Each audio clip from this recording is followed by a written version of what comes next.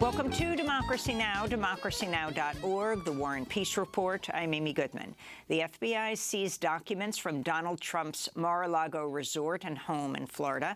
On Monday evening, Trump issued a statement saying, quote, "My beautiful home, Mar-a-Lago in Palm Beach, Florida, is currently under siege, raided and occupied by a large group of FBI agents. They even broke into my safe," he said.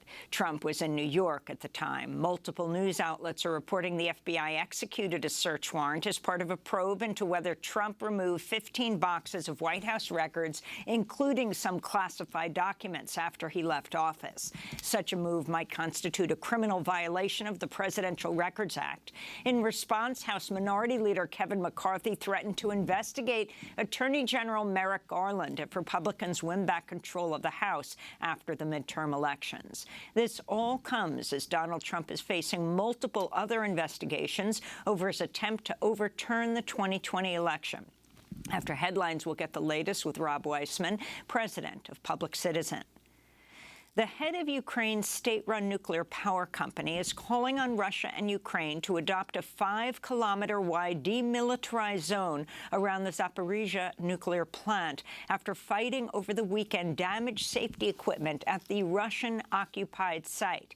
Petro Kotin said Monday Russia's military had turned Zaporizhzhia into a base used to attack Ukrainian positions and was threatening a disaster that could spread radiation across the globe.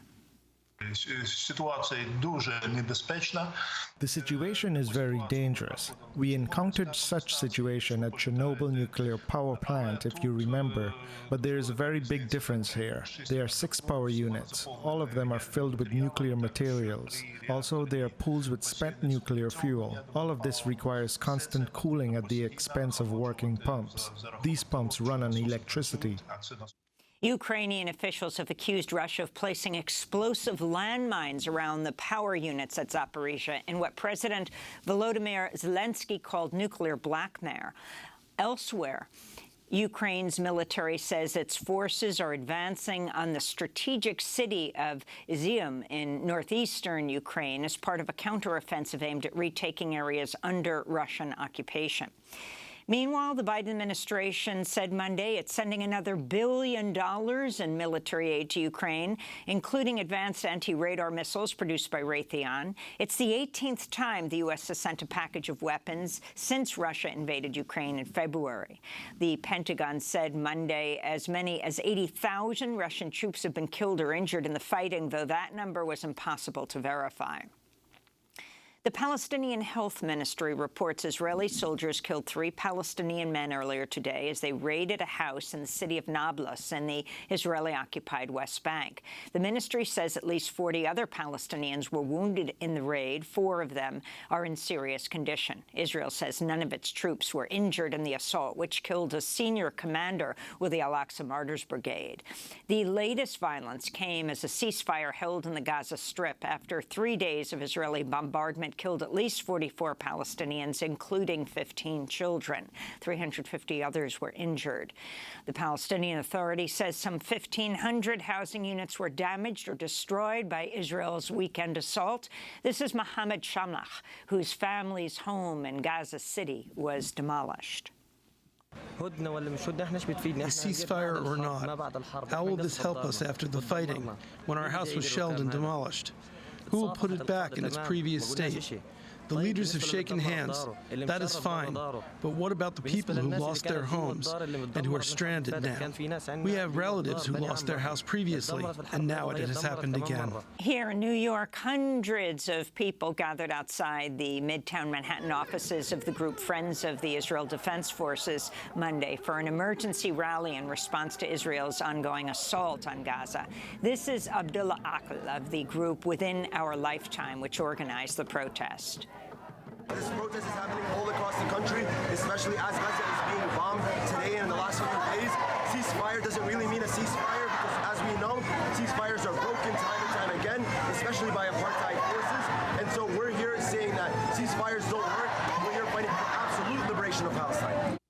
European Union negotiators have put forward a final draft text of a document that would restore the 2015 Iran nuclear deal. President Trump unilaterally pulled the United States from the landmark agreement in 2018, prompting Iran to expand its nuclear activities.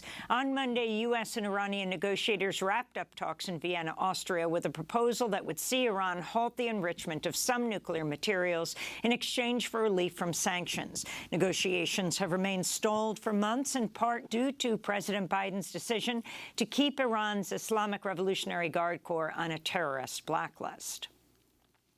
In immigration news, the Biden administration said Monday it's officially ending the contested Trump-era Remain in Mexico policy and will no longer force asylum seekers to wait in Mexico while their cases are resolved in U.S. courts. The announcement came just hours after a judge lifted an injunction in effect since December, blocking Biden officials from terminating the program, formerly known as the Migrant Protection Protocols, or MPP. The Supreme Court ruled in June the Biden administration had the authority to end the policy. Thousands of asylum seekers enrolled in the program have faced kidnapping, torture, rape, and other dangerous conditions while waiting in Mexico. A federal court in Brunswick, Georgia, has sentenced the White father and son Gregory and Travis McMichael to additional terms of life in prison on federal hate crimes charges for the 2020 murder of Ahmaud Arbery, a 25-year-old black man shot and killed while jogging through a mostly white neighborhood. An accomplice, William Bryan Jr., was sentenced to an additional 35 years. All three men are already serving life sentences in Georgia after they were convicted last November of Arbery's murder. On Monday, a judge rejected a bid by the McMichaels to serve their time in federal prison, which they argued would be safer than the state prison where they're being held. Ahmaud Arbery's mother, Wanda Cooper Jones, spoke to reporters outside the courthouse after the sentences were handed down. Travis chose not to even say that he was sorry. That's who he is. So it really showed the court, it showed the family, it showed everybody who's been saying just for Ahmaud what kind of people really took my son away. In Maryland, the family of Anton Black has reached a $5 million deal to partially settle their wrongful death lawsuit. Anton Black was a 19-year-old African-American teenager who died in 2018 after he was pinned down by 3 white police officers, shackled by the legs, and electrocuted with a taser. A Johns Hopkins physician concluded Anton Black died of asphyxiation. His family sued, saying officers used excessive force and later tried to cover up the killing with false claims that Black was on drugs and showed superhuman strength. As part of the settlement, 3 coastal towns in Maryland have agreed to change their policies on police use of force and will adopt new methods of training officers, they say. In Cuba, at least 1 firefighter is dead and 14 people missing after a massive fire at an oil storage facility spread to a 3rd storage tank. Officials say the blaze began late Friday after lightning struck part of the oil depot in the western province of Matanza. It's one of Cuba's worst environmental disasters in decades and threatens to bring rolling blackouts to the island, which relies heavily on imported foreign oil to generate electricity. And in the Philippines, police arrested former vice presidential candidate, scholar, and activist Walden Bello on cyber libel charges. He's since been released after he posted bail. Last year, ahead of the presidential election in the Philippines, a member of Vice President Sara Duterte's campaign, Jeffrey Tupas, filed a cyber libel complaint against Bello over statements he allegedly made about Tupas on social media. Sara Duterte is the daughter of former President Rodrigo Duterte, whose government has been accused of severe human rights violations and repression against critics and journalists. On Twitter, Walden Bello wrote, quote, "These people are mistaken if they think they can silence me and suppress my exercise of free speech," he said. And those are some of the headlines. This is Democracy Now!, democracynow.org, the War and Peace Report. I'm Amy Goodman in New York, joined by Democracy Now! Co-host Juan Gonzalez in New Brunswick, New Jersey. Hi, Juan. Hi, Amy, and welcome to all of our listeners and viewers across the country and around the world.